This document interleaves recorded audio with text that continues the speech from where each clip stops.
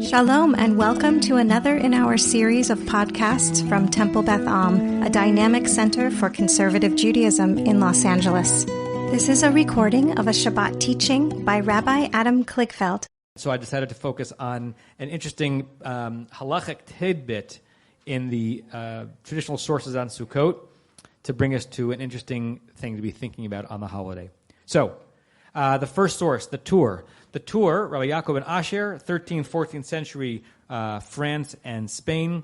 He is the author of the book called the Arba Turim, the four columns, the structure of which is the foundation for the Shulchan Aruch. And look what he says regarding Sukkot. And what I want you to think about to try to anticipate the next text is, if you're a commentator on the Tur, what is your primary question on this material? What's your primary question if you're a halachic commentary on the halachic work, the Jewish legal work, the Tur? What's your primary question on what the Tur is saying here? So he quotes the verse from Leviticus Vayikra, which we read on the first 2 days of Sukkot. Basukot teshvu shivat yamim. You should sit in the booth 7 days. Laman yedu dorotechem, so that the generations will know. Ki basukot hoshafti b'nei Israel, that I, God, placed them in Sukkot. Bahotzi'i otam, etc. When I took them out of Egypt. Okay, that's a quote from the Torah. Look what the Torah says. Tala hakatuv mitzvat sukkah b'yetziat Mitzrayim. The verse links the mitzvah of sitting in the sukkah with leaving Egypt. V'chein harbe mitzvot. And also, lots of other mitzvot are connected to leaving Egypt. Not a surprise. Lefi shehu davar shira'inu be'einenu. Because it's something that we, or our ancestors, saw. Uvoznenu shamanu. We heard it. We're witnesses. Ve'ein adam yachol lahachishenu. No one can deny it, although many try to. Vehi hamoreh al amitat mitziyut haboreh. This is the event in history that instructs on the truth of the reality of the Creator. Yit Allah, may God's name be made great. Shehu bara hakol etzono, who created everything according to God's own will. V'hu asher lo hakoach v'memshalah. This is the one who has the power and the authority, v'yacholet be'elyonim, and the ability in the upper realms, uvatachtonim, and also down here, lasot behen kirtzonot, to do exactly what God wants to do. Ve'ein mi shomar lo mata said, there's no one who can tell God what to do. No one can impose God's will upon God. Kasher asa imanu bahotzio otanu me'eretz Mitzrayim ubaotot uboftim. Just as was shown when God took us out of Egypt against Pharaoh's will. Turn the page a little bit, or go to the next page. Starting with the top line on the next page. Even though we left Egypt in the month of Nisan in the spring. He anticipates a question and answers it.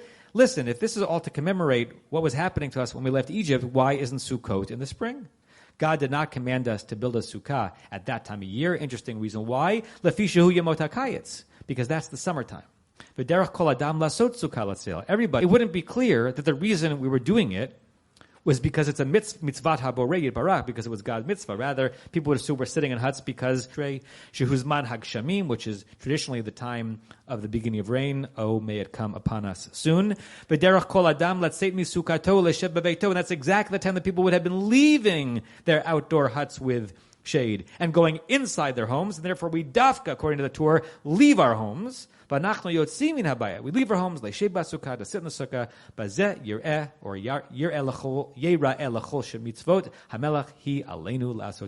it'll be clear that the only reason we're doing this silly thing of leaving our very comfortable homes and going outside is because God commanded us to do it. Okay.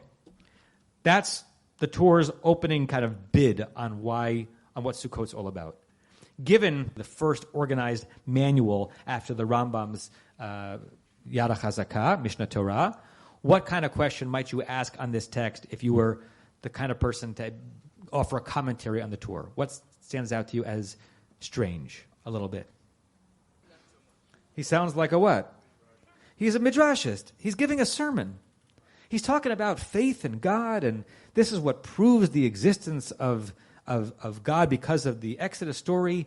It's a little strange whenever someone who 99.99% of his words are telling you specifically how to do it, that he departs from his norm and says, I want to tell you the underlying value here. I want to link your observance of these mitzvot with a theology that helps you understand why God is the creator of the universe. He doesn't do that elsewhere for the most part. Why does he do it here? Is he departing from his norm?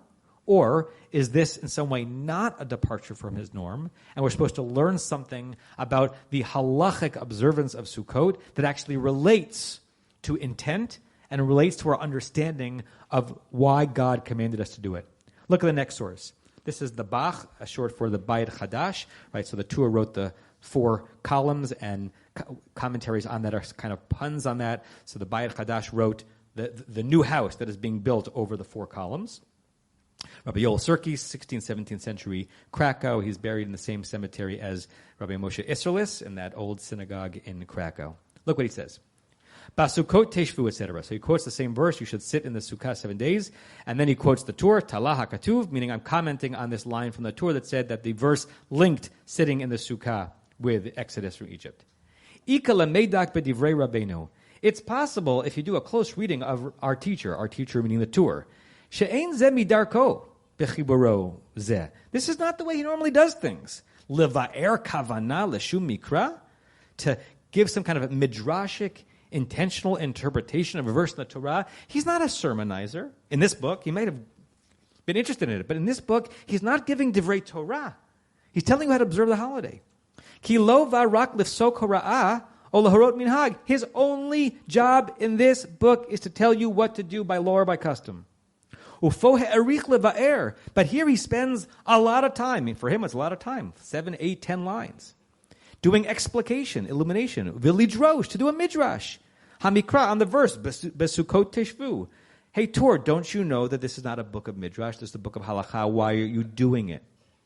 The Yereli, the Bach says, it seems to me, Lomar Bazet, to say about this, Shesover, that the Tur believes, de kevan dichtiv laman yedu, because the verse itself said, why should you build Sukkot? So that future generations will know the story, etc.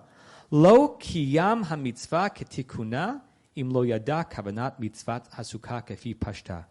The Bach is saying, the Torah is not general. You don't actually sound to God when you put on tefillin in the morning. If you just put it on properly and say the bracha, according to the halachic system, you're yotze. You've done what you've been obligated to do. Have you missed out on a chance to deepen your relationship with the tradition? Maybe. But there's no foul, no harm. Nothing is lacking. The Bach says, the Tur says, maybe what's different about this, of the intent, kavanat mitzvat hasukah, of the original intent of this law, kefi pashta, according to its simple meaning. Ulichein, bi'er lefi hapshat. Therefore, he went to the pshat of the verse. The ikara kavanah b'yeshivat hasukah, that the main intent of sitting in a sukkah, sheyizkor yitziat mitzrayim, that you should leave, that you should remember leaving Egypt. Then he goes on to say that the Tur does something similar to this in only a few other places, when it comes to the mitzvah of tzitzit and the mitzvah of tefillin, and he says that the reason is because those are also placed in the Torah where the Torah seems to link the observance with a rationale behind it. Skip it a few lines, kind of like 10 lines down the middle. Ki lo katav sheyichavein shum kavanah ba'asiyat mitzvah. In general, the Torah does not say you have to have intentional kavanah. I know that's a redundancy. Specific kavanah when you do a mitzvah. Ki hamakayem mitzvah kedina yotzeba. If you did the halacha, the way you're supposed to do it, you've completed your obligation. But you fulfilled your obligation. Aval b'tzitzit shekatav behen laman tizkaru. But when it comes to tzitzit, where the Torah says, in order that you remember, and tefillin, where it says, Laman tiyeh Torat Hashem beficha, and with tefillin, where the Torah says, we should do this so that God's Torah is on your mouth, Yireh shelo kayam hamitzvah ketikuna im lo yichabein otah kavanah. It seems to be, according to the Torah, at least according to the Bach's interpretation of the Torah, you have not fulfilled the mitzvah if you've not thought of it. Ulechein katav b'hilchot elu, therefore the Torah writes in our laws, v'yichavein, etc., that you should have intent. Last few lines, Gamken shetzarich sheyikavein b'shat yeshivat hasukah, that you must have kavanah in the moment that you are dwelling in the sukkah, hatam hamechuvan or mechuvein b'mitzvah. So, according to this interpretation, the Torah is saying that the mitzvah that we're about to do in a few minutes after we go into the sukkah is a harder mitzvah to perform than mitzvot that seem harder, right? Why is it harder? Because you have to think. Why is it harder? Because it's not enough to say the blessing, put your tuchus in a chair and say, look, I've dwelled in a sukkah.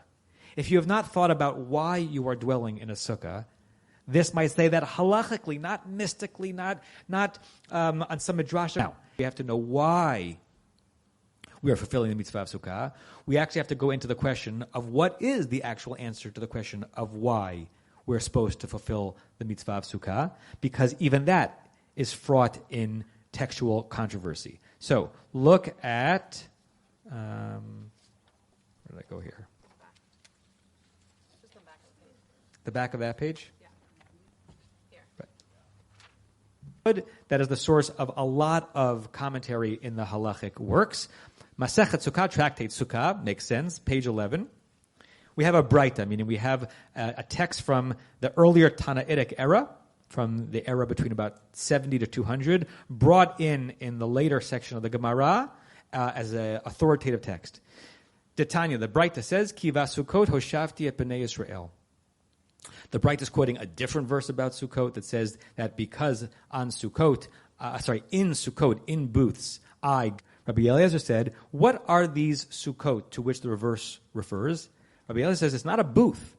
It's God's divine glory, that intangible protection that God had with us throughout our time in the desert.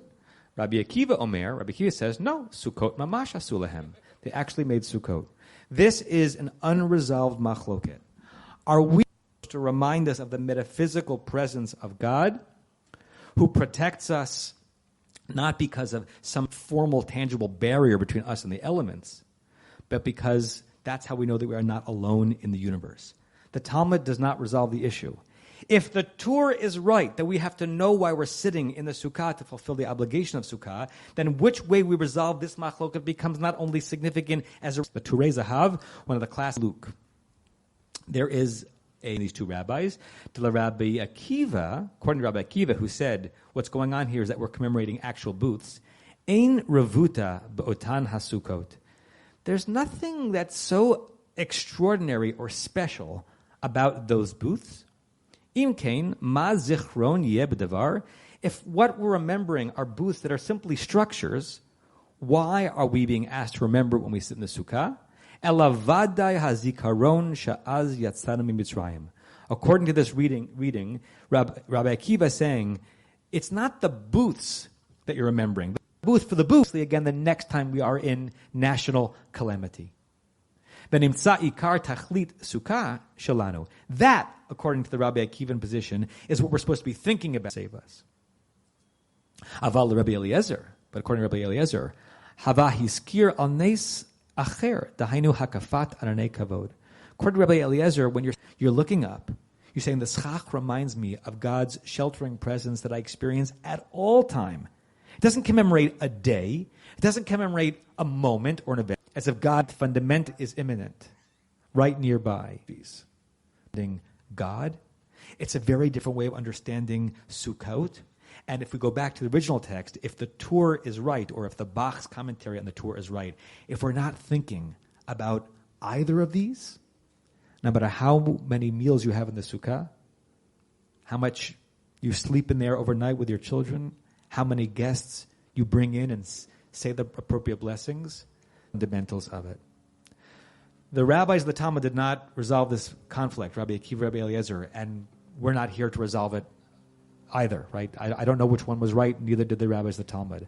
But I would like us to consider that the next time we go into the Sukkah, whether 15 minutes from now or later on in our homes or next year. You have been listening to another in our series of podcasts from Temple Beth Am, a dynamic center for conservative Judaism in Los Angeles. If you enjoy these podcasts, we invite you to write a review on the Apple Podcast site or wherever you get your podcasts. For more information about Temple Beth Am Los Angeles, go to tbala.org.